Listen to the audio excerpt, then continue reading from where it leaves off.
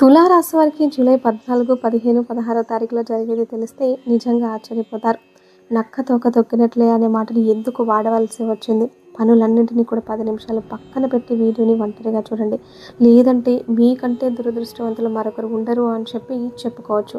వీడియోని ఎక్కడ కూడా స్కిప్ చేయొద్దండి. ఎంతోమంది ఎన్నో రకాలుగా చెప్తూ ఉంటారు. కానీ చాలా చోట్ల నుంచి ఇన్ఫర్మేషన్ సేకరించి కేవలం మీకున్న ప్రశ్నలన్నింటికీ కూడా ఈ ఒక్క వీడియోతో సమాధానం చెప్తూ తులారాశి వారికి కావాల్సిన ఇన్ఫర్మేషన్ మొత్తం కూడా ఈ వీడియోలో క్లుప్తంగా చాలా వివరంగా వివరించడం అయితే జరిగిందండి. కాబట్టి వీడియోని ఎక్కడి కూడా స్కిప్ చేయొద్దండి. చివరి వరకు చూడండి, అప్పుడే మీకు పూర్తిగా అర్థమవుతుంది. వీడియోలోకి వెళ్ళే ముందు ఒక చిన్న రిక్వెస్ట్ అండి. మొదటిసారి మన ఛానల్లోకి వస్తే మన ఛానల్ని సబ్స్క్రైబ్ చేసుకుని వీడియోకి ఒక చిన్న లైక్ ఇవ్వడం వల్ల మరికొంతమంది తులారాశి వారికి ఈ యొక్క వీడియో అనేది రీచ్ అవుతుందన్నమాట. అంతేకాకుండా మాకు కూడా కొంచెం మోటివేషనల్గా ఉంటుందన్నమాట.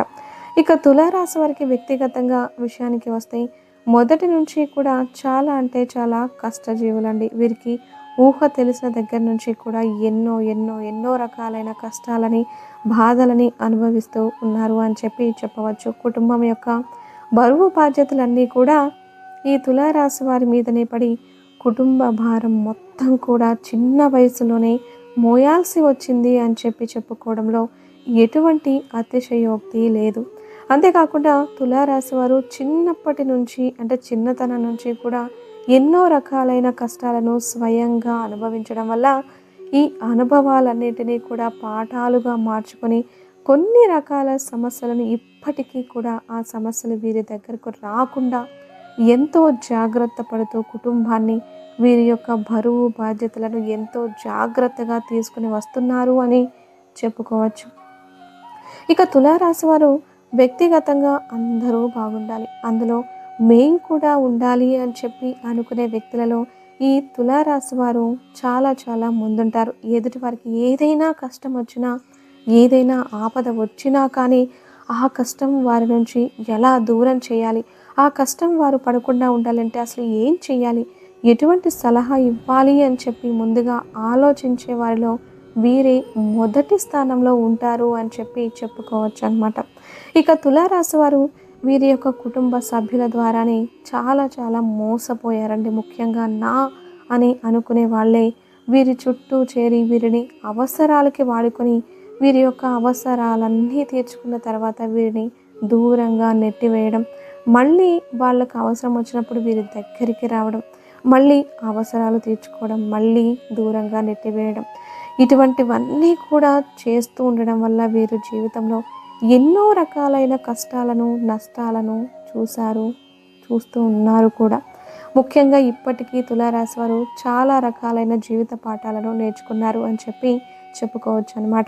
ఎందుకంటే మీరు చిన్నప్పటి నుంచి మన అనుకున్న వాళ్ళే ఎలా మోసం చేస్తున్నారు, వీరు ఏ రకంగా అవసరాలకి వాడుకుంటున్నారు, ఎన్ని రకాలుగా మోసం చేయాలని ప్రయత్నిస్తున్నారు, ఇదంతా కూడా వీరికి ఇప్పటికే ఒక్కొక్క రకంగా తెలియడం వల్ల వీరు వాటిని అన్నిటినీ కూడా అనుభవాలుగా తీసుకొని ఇకపై అటువంటి కష్టాలు అనేవి జీవితంలో వీళ్ళకి రాకుండా మళ్ళీ తెలివి తక్కువతనంగా చిక్కకుండా ఎవరికి జాగ్రత్త పడుతూ, అలాగే వాళ్ళ దగ్గర నుంచి ఎలా తప్పించుకోవాలి, వాళ్ళతో ఎలా ఉండాలి అనేటువంటి జాగ్రత్తలు ముందుగానే తీసుకోవాలో అన్నీ కూడా వీళ్ళు ముందుగానే చిన్న వయసులోనే నేర్చుకున్నారు. కాబట్టి మునుపటి కంటే చాలా వరకు కూడా బెటర్ అయ్యారని చెప్పుకోవచ్చు. అలా అని తులారాశి వారు తెలివి తక్కువ వారా అని అనుకుంటే నిజంగా పిచ్చితనం అండి. ఎందుకంటే తులారాశి వారు చాలా అంటే చాలా తెలివైన వారు. కాకపోతే నమ్మిన వారి కోసం ప్రాణమిస్తారు. ముఖ్యంగా నా అని అనుకున్న వాళ్ళ కోసం ఎంత దూరమైనా వెళ్తారు, ఏమైనా చేస్తారు. ఇక ముఖ్యంగా తులారాశి వారికి ఏదైనా ఒక పని అప్పచెప్పాము అంటే కనుక ఆ పని పూర్తయ్యేంత వరకు కూడా నిద్రపోరన్నమాట. అందరూ ఒక రకంగా చేస్తారు, కానీ తులారాశి వారు ఆ పనిలో ఎటువంటి లోటులు ఎటువంటి మిస్టేక్స్ లేకుండా ఆ పనిని 100% సక్సెస్ఫుల్ అయ్యేంత వరకు కూడా నిద్రపోకుండా చక్కగా ఆ పనిని 100% సక్సెస్ఫుల్గా పూర్తి చేస్తారు అని కూడా మనమైతే చెప్పుకోవచ్చు.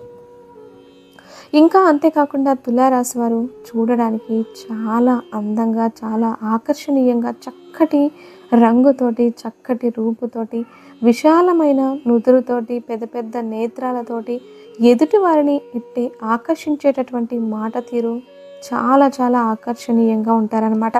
కాబట్టి వీరితో కాసేపు మాట్లాడితే, ఇంకొంచెం సేపు మాట్లాడితే బాగుంటుంది కదా అని చెప్పి అనిపిస్తూ ఉంటుందన్నమాట. అంతేకాకుండా వీరితో మాట్లాడే వాళ్ళు కూడా మన కష్టాలు, నష్టాలు వీరితో పాలు పంచుకుంటే వీరు ఏదైనా కానీ సలహాలు ఇస్తారేమో, మన కష్టాలు తీరడానికి ఏదైనా ఒక మార్గాన్ని చెప్తారేమో అని చెప్పి ఎప్పటికప్పుడు కూడా వీరితో కూడా డిస్కస్ చేస్తూ ఉంటారనమాట.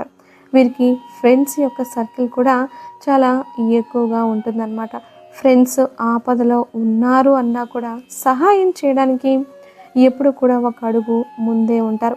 వీరికున్న మంచితనానికి, వీరికున్న సహాయం చేసే గుణానికి, వీరికున్న మానవత్వానికి, వీరికి దైవానుగ్రహం అనేది చాలా ఎక్కువగా ఉంటుంది.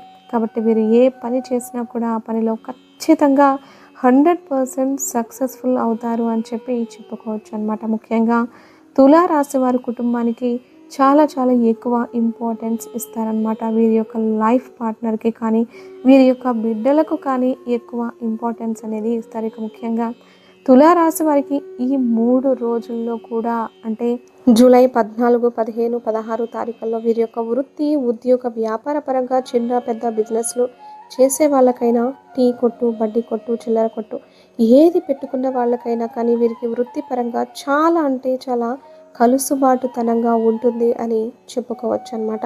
అంతేకాకుండా వీరికి రూ. 1 వచ్చే దగ్గర, అంటే రూ. 1 పెట్టుబడి పెట్టిన దగ్గర రూ. 5 వచ్చే అవకాశాలు కూడా చాలా ఎక్కువగా కనిపిస్తూ ఉన్నాయి.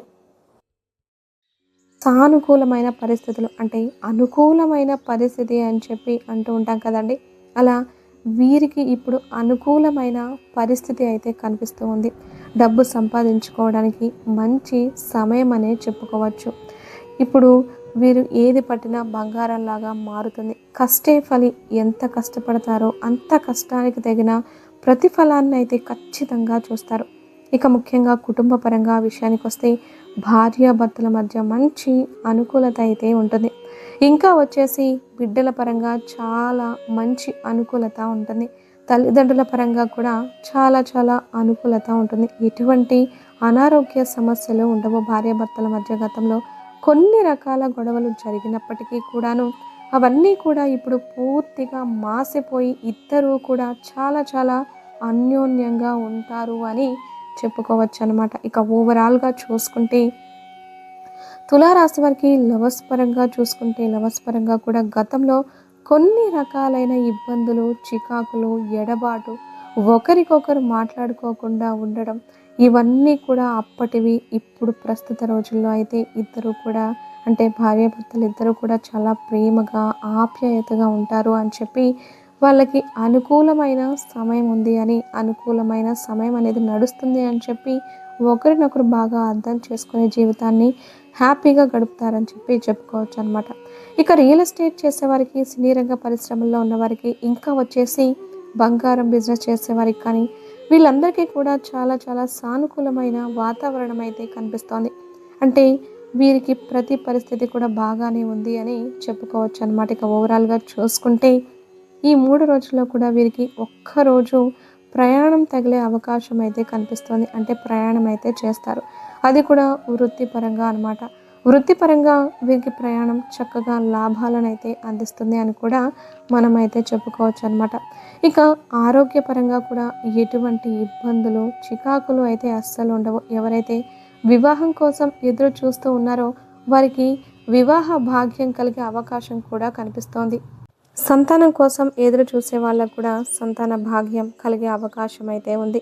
కొన్ని రకాలైన సమస్యల వల్ల ఆడవాళ్ళకి సంతానం కలగక ఇబ్బంది పడుతుంటే డాక్టర్ సలహా అనేది కొంచెం గట్టిగా తీసుకుని మంచిగా ఆకుకూరలు, కాయగూరలు, పండ్లు తీసుకుంటూ, కాస్త డ్రై ఫ్రూట్స్ తీసుకుంటూ, వ్యాయామం చేసుకుంటూ, ఎక్సర్సైజ్ చేసుకుంటూ బరువుని అదుపులో ఉంచుకోగలిగితే మంచిగా సంతాన భాగ్యం కలిగే అవకాశం అయితే తులారాశి వారికి ఖచ్చితంగా ఉంది అని చెప్పి చెప్పుకోవచ్చు అనమాట. ఇక తులారాశి వారికి నరదిష్టి అనేది చాలా చాలా ఎక్కువగా ఉంటుందండి.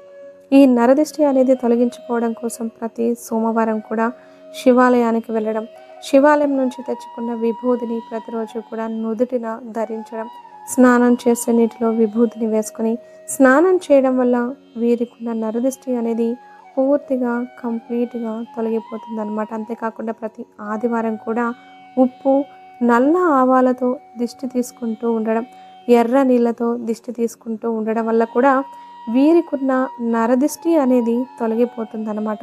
ప్రతి నెల అమావాస్యకి ఇంటికి గుమ్మడికాయతోటి దిష్టి తీసివేయడం వల్ల కూడా వీరికి ఇంటి పరంగా ఉన్న దిష్టి దోషాలు ఏమైనా ఉన్నా సరే అవన్నీ కూడా పూర్తిగా తొలగిపోతాయి అన్నమాట.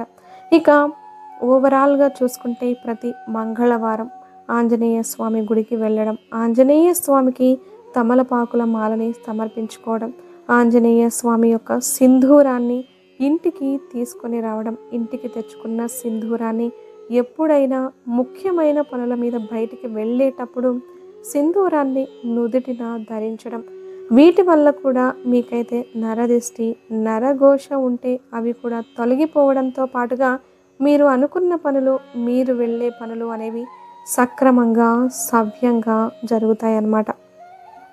ప్రతి శనివారం కూడా వెంకటేశ్వర స్వామి గుడికి వెళ్ళడం, ఆ స్వామివారికి తులసి మాలను సమర్పించుకోవడం, అంతేకాకుండా రావి చెట్టు కింద ఆవు నేతితో కానీ నువ్వుల నూనెతో కానీ దీపారాధన చేయడం, పిండి దీపారాధన చేయడం, ఇంకా రావి చెట్టు, వేప చెట్టు కలిసి ఉన్న చోట 12 ఒత్తులతో అఖండ దీపాన్ని వెలిగించడం వల్ల కూడా మీకున్న జాతక గ్రహ దోషాలు ఏమన్నా ఉంటే, శని దోషాలు ఏమన్నా ఉంటే అవన్నీ కూడా పూర్తిగా తొలగిపోయి మీరు పట్టిందల్లా కూడా బంగారం అవుతుందన్నమాట. ఇక ఓవరాల్గా కూడా మీకు ఎటువంటి దిష్టి దోషాలు, గ్రహ దోషాలు, జాతక దోషాలు ఏమైనా ఉన్నా సరే ఖచ్చితంగా ఏదైనా ఒక సోమవారం రోజు పరమేశ్వరునికి అభిషేకాన్ని చేపించే ప్రయత్నం అయితే చేయండి. ఆంజనేయ స్వామివారికి ఆ స్వామివారి పేర అర్చన చేసే ప్రయత్నం అయితే చేయండి. దీనివల్ల కూడా మీకున్న జాతక దోషాలు, గ్రహ దోషాలు ఇవన్నీ కూడా నివారించబడతాయి. మీకున్న అనారోగ్య సమస్యలు కూడా పూర్తిగా తొలగిపోతాయి. అర్థమైంది కదండి. మరి తులారాశి వారికి వీడియో నచ్చింది అనుకుంటున్నాను. నచ్చింది అనిపిస్తే ఈ వీడియోకి ఒక లైక్ ఇవ్వడం మాత్రం అస్సలు మర్చిపోవద్దు. మీరు ఇచ్చే లైక్ వల్ల మాకు కొంచెం మోటివేషన్గా ఉంటుంది. అంతేకాకుండా మరికొంతమంది తులారాశి వారికి ఈ వీడియో అనేది కూడా రీచ్ అవుతుంది. అలాగే మన ఛానల్ని సబ్స్క్రైబ్ చేసుకొని జై శ్రీకృష్ణ అని ఒక చిన్న కామెంట్ చేయండి. పరమేశ్వరుని ఆశీస్సులు, లక్ష్మీదేవి యొక్క కటాక్షం మీ మీద, మీ బిడ్డల మీద ఎల్ల వేళలా ఉండాలి అని చెప్పి మనస్ఫూర్తిగా కోరుకుంటూ సర్వేజన సుఖినో భవంతు.